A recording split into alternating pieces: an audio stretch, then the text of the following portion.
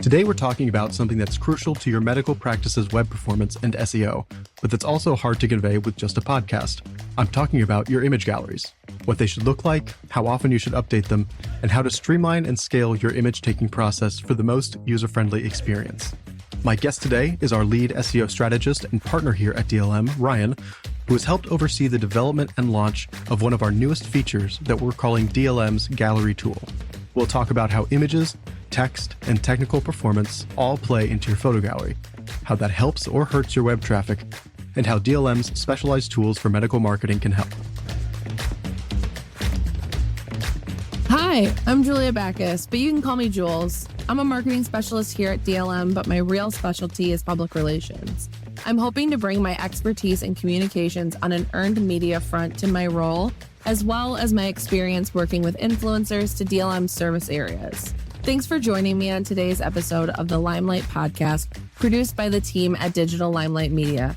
Each episode, we bring our team's training and expertise to you to help your practice get better and more successful with easy-to-implement tips and best practices. We've got a great show for you today, so let's get started. Hello, Ryan. Welcome back. Hey, Jeff. Glad to be back. Looking forward to this segment. Same here. So let's just jump right into what makes a photo gallery. And when I say photo gallery, mostly what we're talking about here are before and after photos specifically. So what makes those galleries so important for medical practice websites? Well, I mean, at the end of the day, there's two different ways to look at this. So number one, outside of the homepage, what I always see is I see that the before and after gallery is the second most visited page on the website. Sometimes it actually does outperform the homepage. What the before and after photos do is it really comes down to, they really help in terms of converting new opportunities into consultations for a lot of the doctors. Because typically what's going to happen is someone's going to search, let's say they're interested in plastic surgery. Maybe they're interested in dermatology. So they're going to search for those different keywords. They're going to find a bunch of websites. They're going to read some of the reviews, and they're going to really take a look at a lot of the before and after photos to see if it's someone who I guess is up to par with the quality of work that they want to see.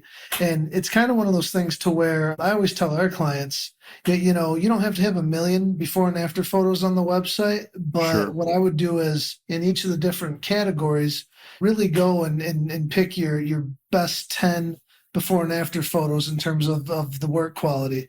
And if you have that up, it should be good enough to get people to come in, schedule an appointment, and hopefully take that next step. Some people do have, hundreds and hundreds of photos. Again, that's fine. It's just some of that work is going to be better than the other work. And at the end of the day, I'm always a big fan of put your best work forward. So when you're talking about putting your sort of best quality photos, you try to hone your before and after photos to the best procedures, maybe not every single one that you ever do. Obviously, I can get that where it's overwhelming if you just have thousands of photos for every procedure you have. But kind of wondering, when you're putting your best foot forward, you have these procedures that like, yes, that is great. I want that on my site. Is there a lifespan for those photos? Is there a time limit at which it starts to look outdated, or just best practices? You should be refreshing those photos. Like, is there a date or a year mark that you can give us, or a rule of thumb for any of that? Or does it not matter and those photos are just timeless? Yeah. And so that's a great question, Jeff. From my perspective, at the end of the day, it doesn't matter if the photo's 20, 30, 40 years old. I mean, if it's your best work, I think we should feature it. Now, again, with that said, though, I mean, back in the day, cameras have evolved a lot over the years. And so, I mean, maybe a really good result back then, if it doesn't look as good in terms of photo quality, then that's kind of when you may want to go back and try to update your gallery with some of the newer ones. But at the end of the day, the way that I look at it is, for the most part, before and after results is kind of timeless. in terms of, if that's one of the best results that you've had. And I mean, at the end of the day, working in the medical industry, I've seen a lot of good results. I've seen a lot of bad results. And I mean, I'm always the one who will definitely tell a client, look, I wouldn't put that on your website. Again, if they want to keep it there, I'll at least give them my feedback as to what I think is going to happen if they leave it there. But at the end of the day, that's that's entirely up to them. But I definitely am very vocal about that with clients. Same thing with a lot of our marketing specialists over here. And it's just at the end of the day, our main goal is to get our clients the best results possible. And having some really bad looking before and afters / work that they've done on their website definitely isn't going to aid in getting those results. Yeah, like you said, it's a little bit of a matter of opinion, but then at the end of the day, we see hundreds and thousands of these photos across sites, and we've been doing this for a while. So we do see those correlations with quality of photos and specific procedures and results. So I get what you're saying there. So transitioning a little bit, my role here is slightly more just SEO and thinking about how algorithms view the page. And right now we've been talking about how people look at photos. Algorithms clearly don't see photos the same way. So I get the user-friendly experience of seeing photos, seeing these examples, and that decision-making process kind of get into your head like, okay, this looks like something I want. But thinking more about the algorithms, thinking more about SEO, how do you get the most SEO value out of these before and after photos? Yeah, that's another great question, Jeff. And this is one that I've got a lot of experience with, actually. There's a couple different ways to kind of look at the before and after photos. One way is you have mobile and you also have desktop. And so at the end of the day, and there's been a lot of, I guess, questions surrounding this in terms of, should I have my photos combined? Should I have individual before and individual after photos? At the end of the day, one way is better than the other in terms of organic rankings. Now, what I've been seeing a lot of people do is they'll do the individual before and the individual after. And the reason they do that is because sometimes, it can look a little bit cleaner on mobile. Yeah. However, if you want to take advantage of a whole new opportunity of search traffic, then what you want to do is you want to get your before and after photos showing up in Google image searches. And I see this time and time again. Now, with that said, if you have an individual before or an individual after image, Google doesn't know that, they should both be combined or anything. Yeah, that they're related. What they'll do, yeah, exactly. What they'll do is they'll show either the before or the after in Google image searches. And I can tell you right now, no one clicks on that. And that's kind of why it's so important to be able to combine those images so that when people type in, maybe it's Botox before and after photos, they'll actually see the before, they'll see the after, and they'll say, wow, that's a really good result. Again, it goes back to important results. From there, they'll click it, they'll come into the website, and now you just got an extra hit. Now that's one piece of it.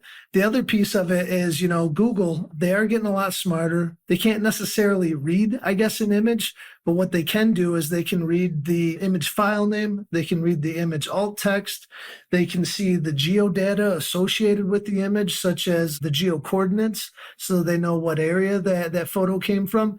And so, again, that's going to be an important thing, is just making sure that, the main keywords are in the image name, the image file name, that they're in the alt text. And then same thing, if you're in Louisville, Kentucky or Grand Rapids, Michigan, at least adding the geodata in terms of the latitude and longitude of where you're at. And again, it sounds super complex, but if you do take a photo with just your phone, then typically that's always going to add the geo coordinates of that photo. Yeah, automatically. Yeah. Yeah, that's interesting. Thanks for your insights on that. Yeah, not a problem. One of the best parts of working with DLM is our versatile digital marketing software, DLM Insight. Insight powers medical practices' marketing efforts, giving them real-time access to all their leads, analytics, content, and more. Find out more about Insight and how it can take your practice to the next level by contacting our team online or calling us today. For our 5-minute deep dive today, I'm going to have you give us a brief overview of DLM's new gallery tool. For this, let's just hit 3 main points: what it does, why it matters, and how people can get it. Yeah, I'll try to hit 3 points, but I might go to 10, 15 because this thing is really cool. We'll give you some flexibility. So with our DLM tool, it's really cool. What it ends up doing is there's a lot of different features that we built into it. And really, when building this DLM tool, the reason that we did it is because, here at DLM, currently at the recording of this podcast, we have 5 different graphic designers. And with the graphic designers, they're working on a lot of different things here. Mm-hmm. Email blasts, websites, logos, Before and after Just photos. collateral. Yep. Before and after photos. And it was really the before and after photos that takes up a lot of their time. And so what we wanted to do is we wanted to build a tool that it would allow anyone, whether it's the staff at the practice, whether it's our marketing specialists, our content teammates, whoever has capacity. The goal was for them to be able to go in, and literally anyone would be able to, remove tattoos. They'd be able to compress the images. They'd be able to combine the images and just do all of this stuff, crop the images so that everything looked consistent with on the website without really depending on a graphic designer. And so that's really why we created it. There's lots of really cool features associated with it. Number one, it ends up connecting with the website. So it actually pulls the images from the website. You can make changes to them. You can combine those images with the click of a button, and then you can click submit and it pushes that data back to the website. So it's one of those things to where it gives our marketing specialists and the clients a lot more opportunity in order to really take their before and after photos to the next level. So that's one of the things that it does. The other thing that it does is it automatically helps with optimizing the photos. So for instance, let's say we have a before and after photo about Botox, in the main city, let's just say Grand Rapids. And so what it'll end up doing is whenever someone publishes it back to the website, it'll automatically rename that photo to where it would be like Botox before and after photos, Grand Rapids. The next one would be Botox before and after images, Grand Rapids. And then, we typically will have a lot of our clients when they come on with us, we'll go over like a lot of the different target cities.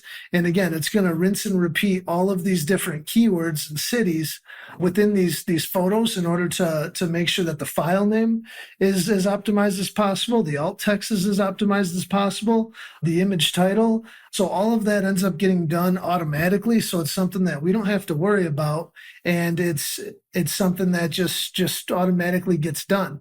And furthermore, it's also one of those things to where it also compresses all of the images to make them as small as possible, but keeping the quality. And I guess, those are some of the features that it has, but it's really a very versatile tool, and it also saves everyone a lot of time from our team as well as from the client's team as well.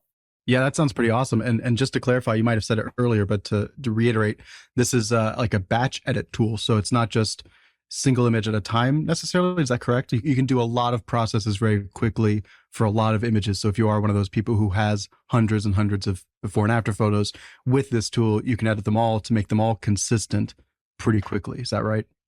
Yeah, that's exactly it. And so it's really cool because in it, we have the ability for all of the different images to be cropped to a certain dimension. Now again, it's kind of one of those things, and it took me a long time to actually understand it from the graphic designers, but it's one of those things to where a tummy tuck photo needs a different crop than like a breast augmentation photo, which is different than like a rhinoplasty or eyelid surgery. Yeah. And so, in my mind, I was like, okay, we can, just have this one crop, which will work for every before and after photo, but that's not necessarily the case.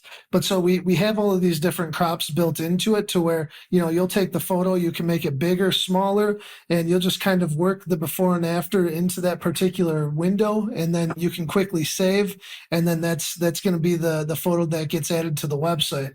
Again, it's one of those things to where I'm not a graphic designer by any means. All I care about is ranking everything number one in Google. It was just nice, I guess, learning just what the, graphic design team has to go through on a daily basis, and just trying to figure out different ways to be able to streamline that and just make the whole process more efficient, because these before and after photos, they are so time consuming. Oh, and another feature that I didn't even mention is we can automatically remove the background. So it doesn't matter, if you literally click a button and poof, the background becomes white, and then you can start changing the background colors, etc. Because the graphic designers did tell me that was something that they spend a ton of time doing, is just trying to remove that background. So there's a lot of cool built-in features for it.